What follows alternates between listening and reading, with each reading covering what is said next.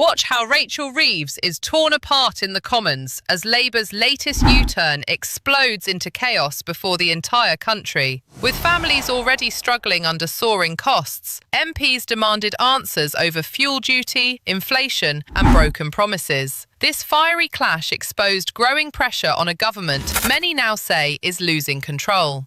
Before we continue, please take a moment to like this video and subscribe to Britain Daily. It's completely free and it helps us keep bringing you the hard-hitting stories that matter. Let's watch this explosive clip. Promises made by a Labour government, promises delivered by a Labour government, and I commend this statement to the House. Thank you, Madam Deputy Speaker, and could I thank the Chancellor for advance sight of her statement, though of course the press got even more advance sight of it. Madam Deputy Speaker, the decision taken to cancel the increase in fuel duty is welcome. It has been a long time coming. The Conservative Party has been campaigning against the fuel duty rise for months, but the Chancellor has defended that policy repeatedly. That left motorists and businesses worried about even higher fuel prices in September. It was always obvious that the fuel duty increase would need to be cancelled, obvious to everyone except the Chancellor. So can I ask, why did the Chancellor fight us on fuel duty for so long? Why has she been so hell-bent on raising fuel duty during an energy crisis? Well, inevitably, Madam Deputy Speaker, the U-turn has finally come. But, Madam Deputy Speaker, it is astonishing to hear the Chancellor claiming that the government can afford to help households because the forecasts have improved. Is the Chancellor seriously suggesting that the economic outlook is now better than at the time of the last fiscal forecasts, when we have had the Iran conflict, to which our economy is highly exposed thanks to this government's ruinous choices? The Chancellor has just pointed to the IMF forecast being upgraded this week. But let's be very clear about what is going on here. The IMF adjusted their growth forecast for this year up slightly to 1%. But until April, they were forecasting 1.3%. So where exactly is the supposed growth dividend? Will she directly address that point? This is exactly the same game that the government played last year when they U-turned on cuts to the winter fuel payment. They claimed then they were U-turning because the economy was improving, when of course it was due to political pressure. Nobody brought it then, and nobody is buying it now.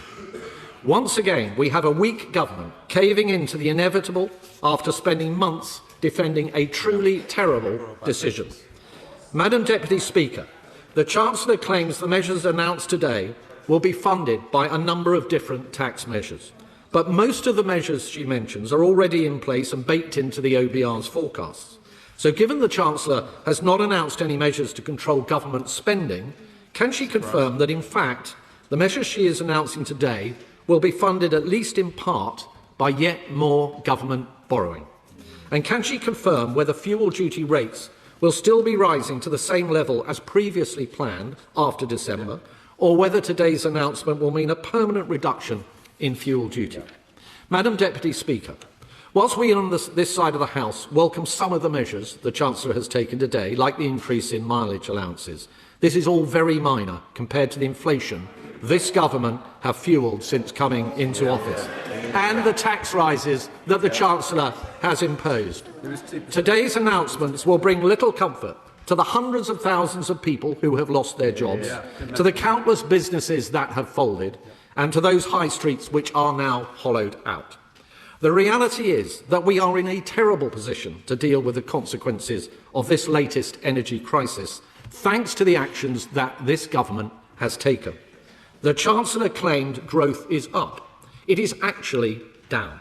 She claimed borrowing is down. It's 75% up compared to the plans that she inherited. She claimed she's fighting inflation. We have the highest inflation in the G7. She claimed she's cutting energy bills. Energy bills have gone up under this Labour government. And of course, she didn't mention unemployment. On the energy, Madam Deputy Speaker, on energy, this government have made a conscious decision not to exploit our own natural resources in the North Sea, weakening our economy and our energy security, whilst importing oil from Putin's Russia at the cost of Ukrainian lives. Families and businesses are facing rising costs and rising taxes. People are losing their jobs. The country is hurting. If the Chancellor was serious about the challenges we face, she would commit to getting spending down, tackling the benefits bill, getting taxes down to strengthen our economy. But thanks to the Chancellor's mistakes and the weakness of this dying government, this statement today is all we get. Does the Chancellor really think this is enough? Thank you very much, Madam Deputy Speaker. Let me take the issues that the Shadow Chancellor has raised. First of all, on fuel duty. When I became Chancellor of the Exchequer, the freeze in fuel duty was due to expire under the plan set out in the final budget of the Conservatives within a matter of months. I've frozen fuel duty twice already, and I've frozen it again today. And indeed, I've frozen it with more than 3 months to go before the increase was due to happen, giving people plenty of time. I have always said, since the Middle East conflict began, that I would keep an eye on what was happening to oil and gas prices and set out plans ahead of the change due to come to effect in September, and that is exactly what I've done. But I've also gone further in 3 specific areas, with additional support for hauliers, additional support for red diesel, particularly helping the rail, freight industry and farmers, and also the higher mileage rates. And the Shadow Chancellor says he welcomes the changes on mileage rates. Well, it's the first time they've been increased since 2011. So if he welcomes them so much, why didn't they increase them when they had 14 years in government? On the Iran conflict, well, let's remember that this is a war that the UK did not start, that this government chose not to join, whereas the Conservatives and Reform were cheering on that conflict every step of the way. And the impacts on the UK economy and the global economy would be much more severe if we'd have heeded the warnings of, heeded the pleas of Reform and Conservatives to join that conflict.